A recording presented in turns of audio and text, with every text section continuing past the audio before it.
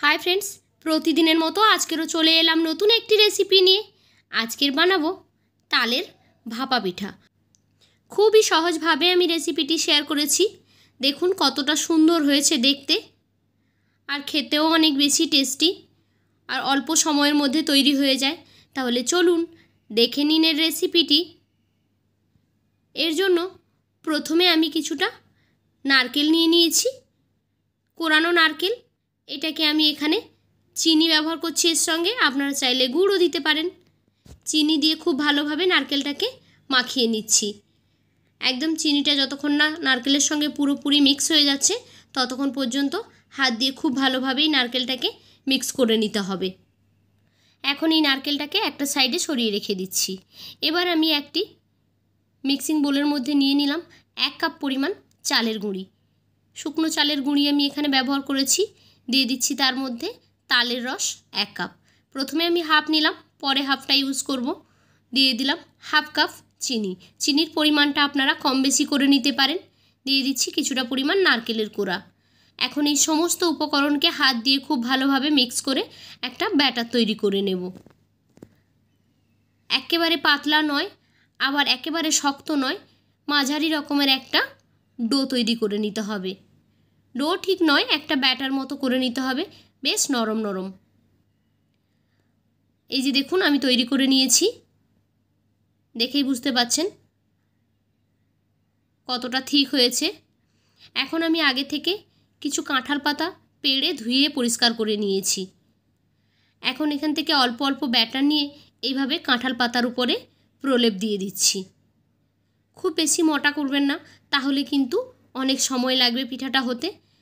আর বেশি মোটা হলে অত বেশি খেতেও ভালো লাগে না। একটু পাতলা করে দিলে তাতে করে বেশি ভালো লাগবে। এইবার আগে যে নারকেলটা আমরা রেডি করে রেখেছিলাম চিনি দিয়ে, সেই নারকেলটাকে এখানে দিয়ে দিচ্ছি মাঝখানে পুরের মতো। খাওয়ার সময় নারকেলগুলো মুখে পড়লে অনেক বেশি টেস্ট লাগবে।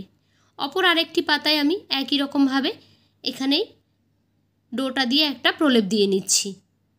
এরপর একটা পাতাকে আরেকটা পাতার উপরে এভাবে লাগিয়ে দিচ্ছি, দিয়ে হাত দিয়ে চেপে দিচ্ছি 4 সাইড।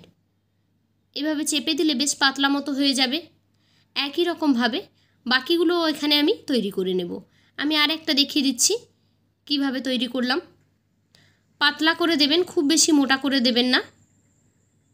এখন মাঝখানে আবারও নারকেলের পুর দিয়ে আর একটা পাতাকে এর উপরে চেপে দেব। খুবই সিম্পল আর অনেক কম সময় লাগে এই রেসিপিটি তৈরি করতে। একই রকমভাবে সবগুলো এখানে আমি রেডি করে নিলাম। এখন এগুলোকে ভাপিয়ে নেব। তার জন্য রাইস কুকারে আমি পর্যাপ্ত পরিমাণ জল দিয়ে দিয়েছি। জলটা যখন ফুটতে শুরু করবে তখন তার উপরে আমি এই পাতাগুলোকে দিয়ে দিচ্ছি, যেগুলো আগেই রেডি করে রেখেছিলাম। এখন সবগুলো দিয়ে ঢাকনাটা লাগিয়ে দিচ্ছি। ঢাকনার ওপরে যে ছিদ্রটা থাকে সেটা আমি বন্ধ করে দিয়েছি, তাহলে অনেক তাড়াতাড়ি হয়ে যাবে। খুব বেশি সময় নয়, মাত্র 5 মিনিট লাগবে এই ভাপা পিঠাটা তৈরি করতে। যদি ভালো মতো ভাপ লাগে তাহলে 5 মিনিটের মধ্যেই কিন্তু এটা রেডি হয়ে যাবে। 5 মিনিট পরে আমি এগুলোকে তুলে নিচ্ছি। একটু ঠান্ডা হওয়ার জন্য অপেক্ষা করব। গরম গরম ছাড়াতে গেলে পাতাগুলো নাও ছাড়তে পারে। এখন একটু ঠান্ডা করে নিয়ে তারপর আমি এই যে পাতাগুলো তুলে নিচ্ছি।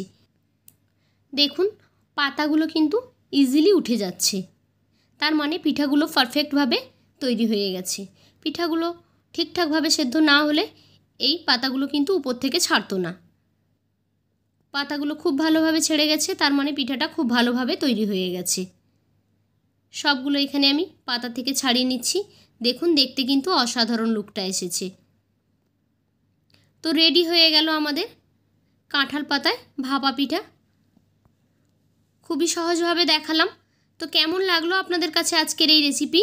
যদি ভালো লেগে থাকে তাহলে লাইক, কমেন্ট অ্যান্ড শেয়ার করবেন। এই রকমই রেসিপি পেতে আমার চ্যানেলটিকে সাবস্ক্রাইব করে বেল আইকনে ক্লিক করে নোটিফিকেশান অন করে দেবেন। তাহলে যখনই আমি কোনো নতুন ভিডিও আপলোড করব সেই ভিডিও নোটিফিকেশান সবার আগে পৌঁছে যাবে আপনাদের ফোনে। টাটা।